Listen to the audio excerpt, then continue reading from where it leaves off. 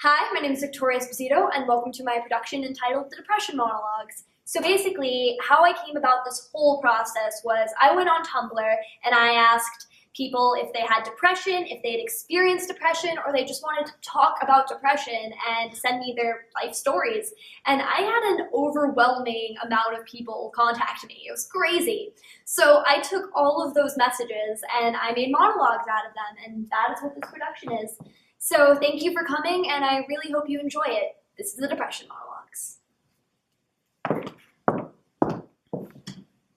Depression is fake. It's in your mind. Just choose to be happy. Wow, congrats. You've solved a plaguing issue in our society. Choose to be happy.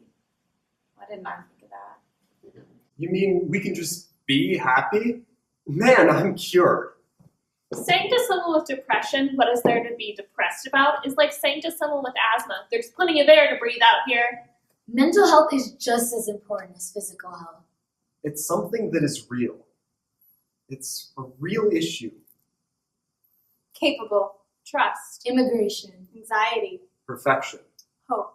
Capable. Trust. Immigration. Anxiety. Perfection. Hope. Capable. Trust. Immigration. Anxiety. Perfection. Hope.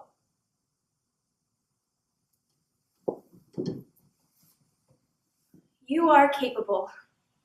Capable. A statement I have struggled to say for the majority of my life.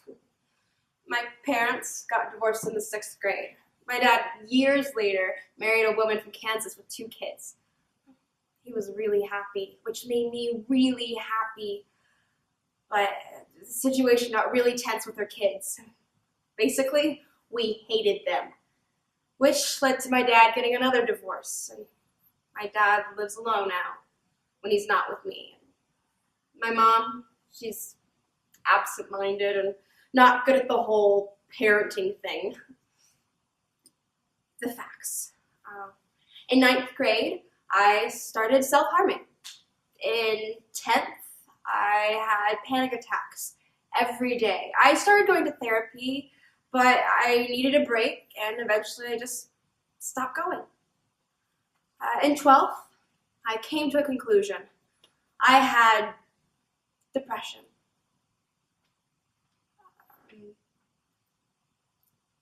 Years later, I found out it was hereditary, which explains a lot. Believe me, everything became incredibly difficult. It was difficult to move, to speak, to do anything other than sleep. I hated everyone and everything, and I adopted a really inconsequential worldview of life, and eventually just stopped caring. Then, I got help. I went back to therapy, and I started taking medication. They have been really helpful. And now my life seems more than just empty. Things are still tough, and don't get me wrong. I mean, school is still stressful, and life as I know it is ending with graduation. Graduation.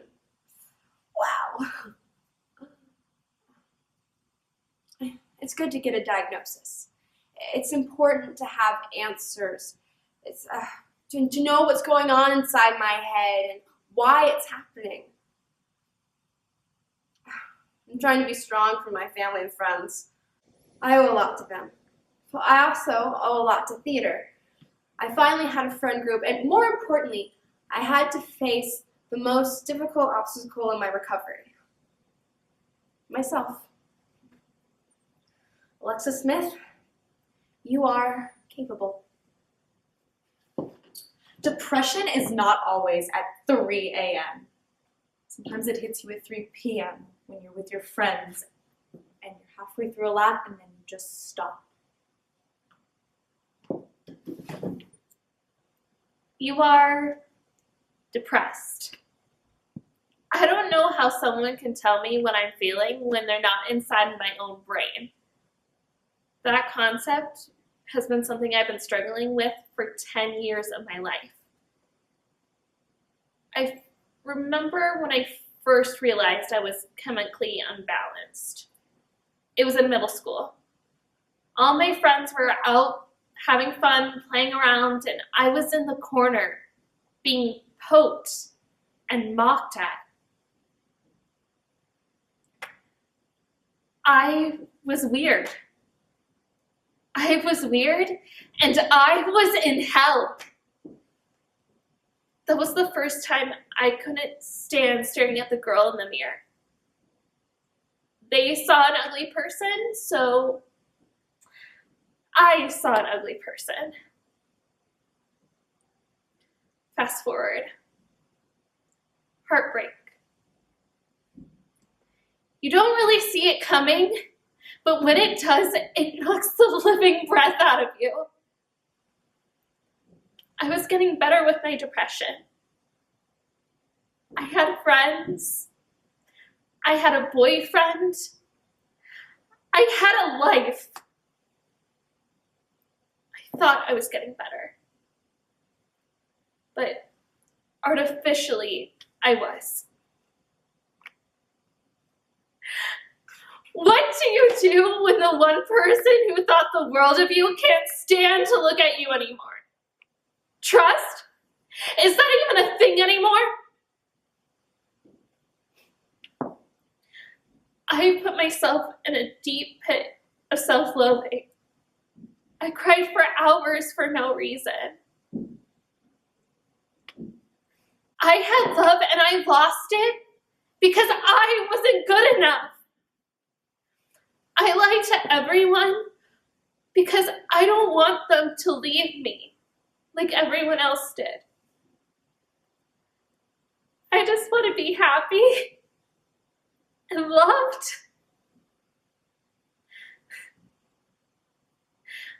But doesn't everyone?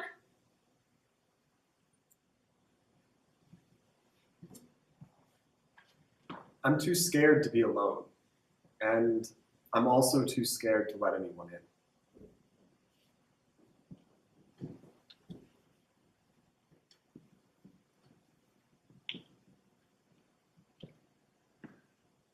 I never really acted depressed when I was young. I was actually happy, carefree, and I didn't care what anyone thought of me. I could literally see the bright side to any situation. I come from an impoverished country. My family was, how do you say it, down on their luck. When I was 13 years old, about 10 men entered my house, hand-tied my family and I. They took us all to separate rooms and kept us there. They started to yell at me and point at me with their guns. They then took turns raping me, one after another, as if it was a game. After, they started to beat me up, so bad that they left me unconscious. And do you want to hear something fucked up? During the threats, the screams, beating, I was calm, felt at peace. Eventually, I regained consciousness and called the police. They were big help. Now, my family broke down and cried after the whole issue, but I didn't. I remained in that state for at least a month of shock. At first, I didn't think any changes were there. Then I started to realize something. I was getting nervous whenever someone looked at me. I started to pay an uncanny attention to people and their personalities. I then started to wonder, what are they really thinking? I began to feel more secluded, more lonely. I thought, maybe they don't really like me. Maybe they're just pretending. I started to doubt myself and my existence. I thought that I was just a load for my parents and that maybe my mom should have had a better son or daughter. I still do sometimes. My family decided to move out of the country and start somewhere else. Good old USA. At first it was hard. I stayed there for 2 years and then I started high school. the whole feeling of paranoia got worse, to the point that I got so paranoid that I couldn't even get close to someone. Now I'm here, in the USA. I want people to know who are going through depression that they are not alone. You may feel like you are lost and that you have nothing. I know I felt like that. But I'm here to say that reaching out is the best thing you can do. Getting help is worth it. I know it's hard and you don't want to be that person, but it's worth it. You are worth saving. I promise.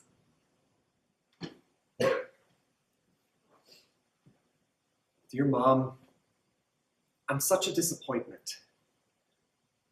I don't mean to always be in your way or an inconvenience. I do try hard to live up to your unrealistic expectations.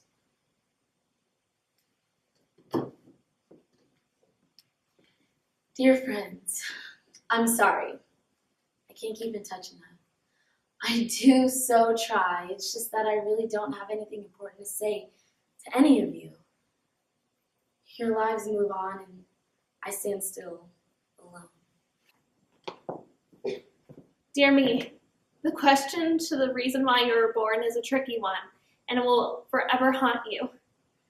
You will never be content since the world is not made for beings like you. But hey, it's not suicide if you're already dead inside.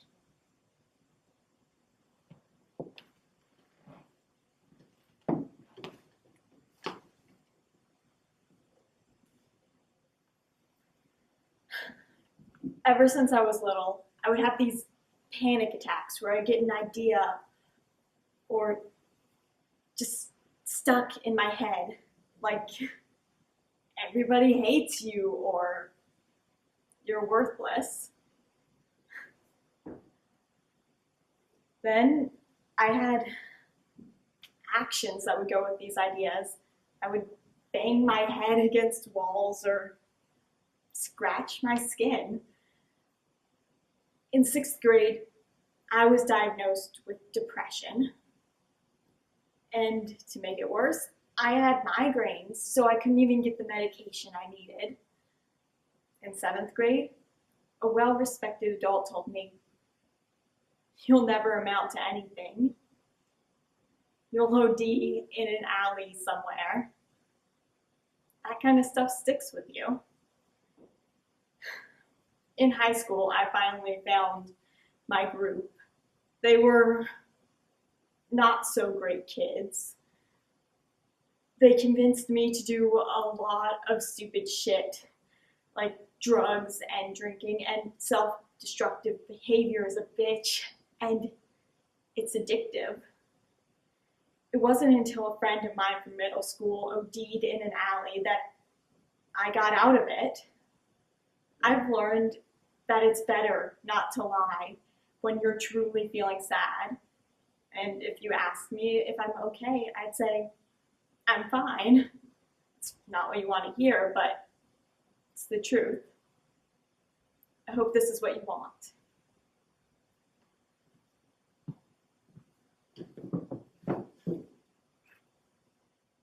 Oh, you didn't mean to hurt me? What the fuck did you mean to do? You broke me. Congrats.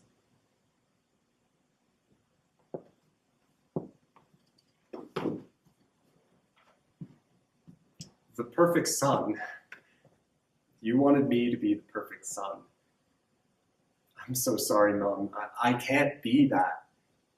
When I was 7 years old, I became my family's caretaker. My mother suffered from chronic depression, and it affected me and my 4 siblings every day. I would make my mother toast and coffee each morning. I'd make lunches for my siblings and iron their shirts. Imagine me in an apron. Yeah, I know, right? So my mom had postpartum depression, and when I was born, she couldn't stand to look at me. She tried to drown me, her own son. Sometimes, though, mothers can't shake that kind of sadness. I remember sitting outside my mom's locked bedroom door, reading books, and hoping that she would be excited to see me when I drew hundreds of pictures for her. I was hoping that this would lead her to want to interact with me. It never happened.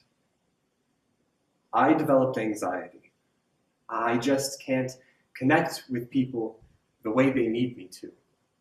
I have to be a perfectionist. I'm always an overachiever. It wasn't until high school that I realized it wasn't that she didn't want to spend time with me, but that she just couldn't. My junior year, my mother passed away, and we were going through her things, and we found a list of all of the things she wanted to do in her life. A bucket list, per se. There was one thing on that list that I found that will always haunt me. To be happy for my children.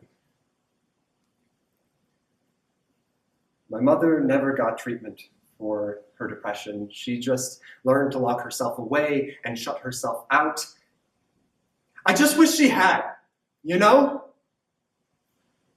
Every child deserves a mother who smiles.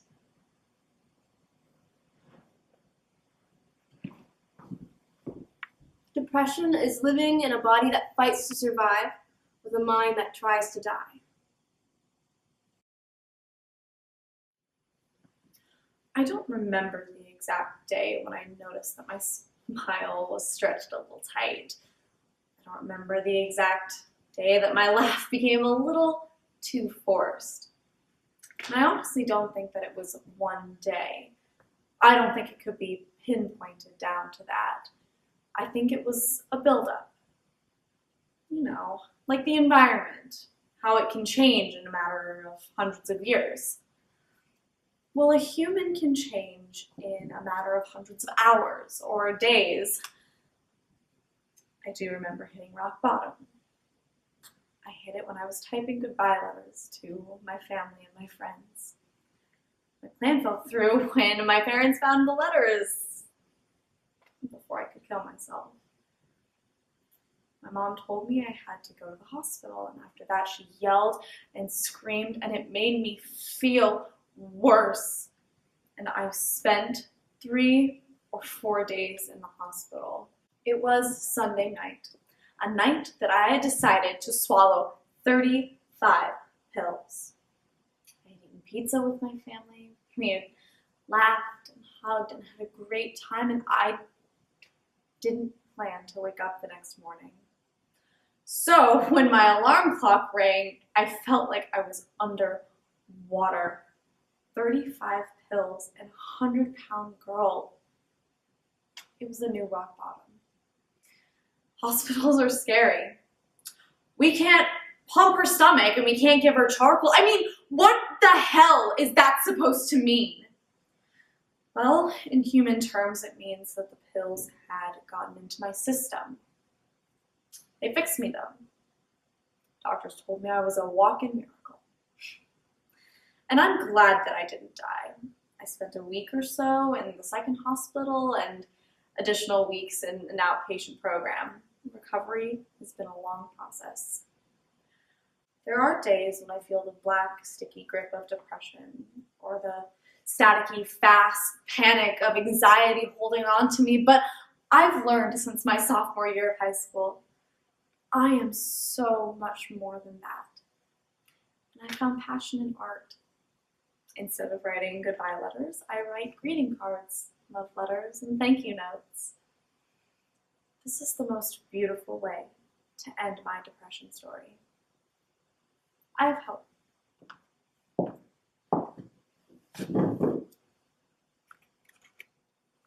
Capable, trust, Immigration. anxiety. Perfection. Hope, capable, trust, Immigration. anxiety. Perfection. Hope, capable, trust, Immigration. anxiety. Perfection. Hope, capable, trust, Immigration. anxiety. Perfection. Hope. This is only a temporary dark. I don't want to be sad anymore. I just want to be loved. Today I keep going. Tomorrow I'll see. Depression doesn't have just one face. It's universal. How weary, stale, flat, and unprofitable seems to be all the uses of this world. You know who said that? Hamlet. How much more universal can you get? We keep going. We keep going. We keep going. We keep going. We keep going. We keep going. And we hope.